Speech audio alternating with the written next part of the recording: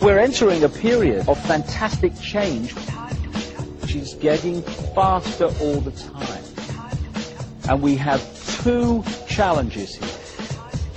Two challenges, one after the other.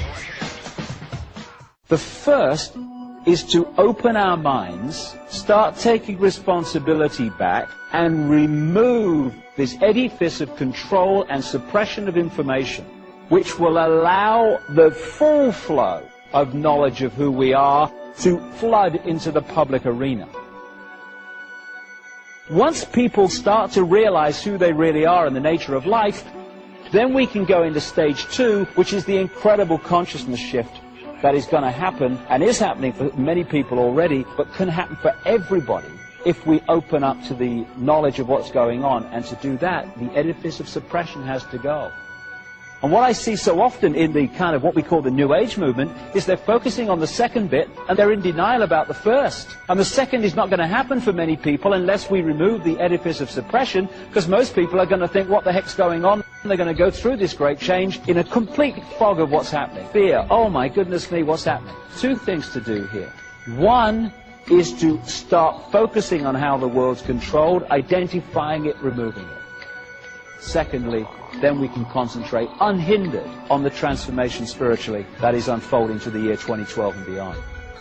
We have a situation where the idea has been to turn us into left brain prisoners. Even conventional science accepts that the left brain is where we get intellect, logic, physical worldview.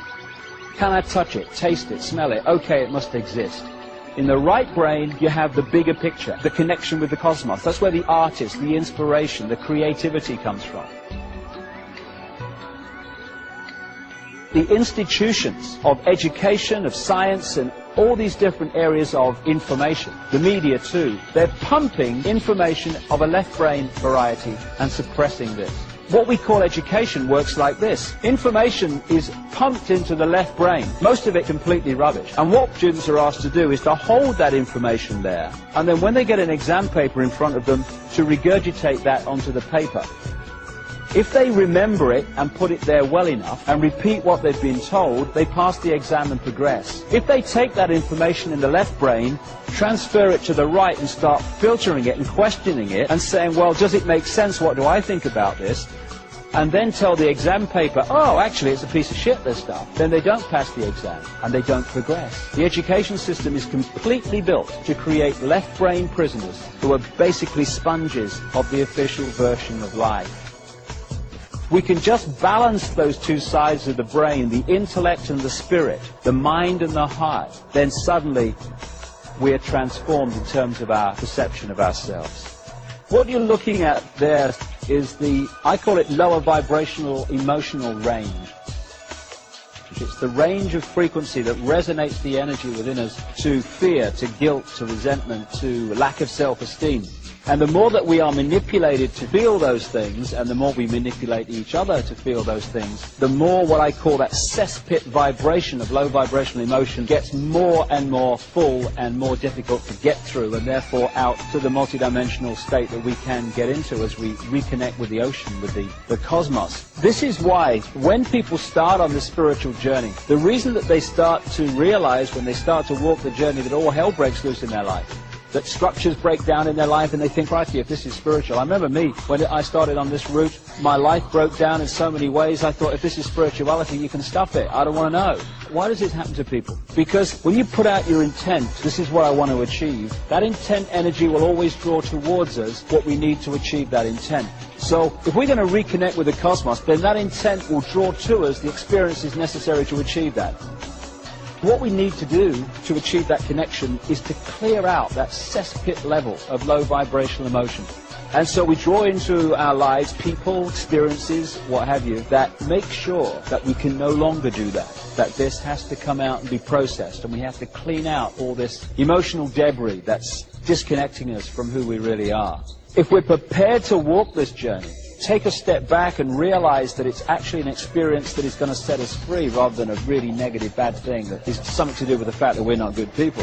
Must have been something terrible in a previous life. I hear that all the time. These challenges are to help set us free by cleaning this out. It's important we understand that. And I find that there are so many people in what's called the New Age who are still operating on a fraction of who they are because they're not prepared to do what is necessary and take the challenges, and we all have this stuff within us to remove and process. When you do, that's when you can start talking about freedom. People talk about a soul. For me, what we call soul, the highest expression of ourselves, is pure love. I don't care who you are, what your background is, what you've done.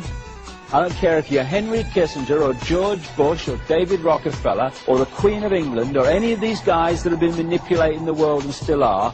At that level of yourself, you're pure love. Everyone is. But we can become disconnected from that level and manifest in that disconnection anything but pure love. But that's what we all are, all of us. And when we get disconnected, that's when the problems start, and the imbalances start, and the imbalanced behavior starts. When we're born into a physical body, if we maintain that connection with pure love, soul, then we have the eyes and ears information coming in, telling us and giving us a fix about the world around us. And we have the connection with soul, the intuition, which is guiding us from another perspective. We have both.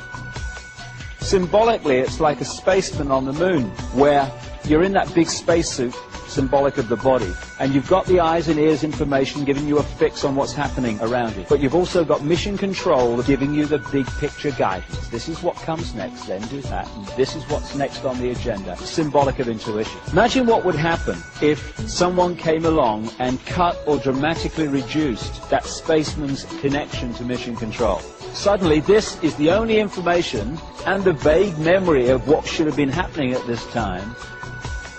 And that spaceman's behavior would dramatically change within seconds and minutes compared with what it would have been had mission control stayed in big picture contact. And that symbolically is what happens to us when we come into this world. When we're born, the conditioning starts. The programming starts to disconnect us from mission control, soul.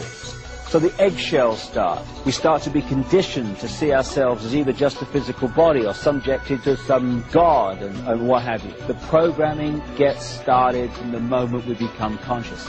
And if we can just break that eggshell and we can express the true nature of who we are and not live someone else's version of what we should be, when the eggshell cracks, we reconnect with mission control. And at that point, we taste freedom. That is the challenge now that we all have and the opportunity we all have. Chinese have a word that means both danger and opportunity. We're at the point now of that choice.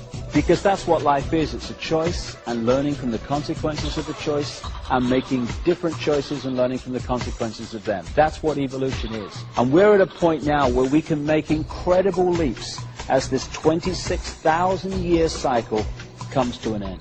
It's going to be one heck of a challenge. But no matter how challenging it gets, one thing remains constant. We live forever. We are everything, and everything is us. Whatever we're experiencing in this moment, it's just an experience. We live forever. We are genius. We've forgotten we're genius. And that's why a few people run the world. We can think hate, we can think love. We can create a world dominated by hate and fear, or we can create a world dominated by love, compassion.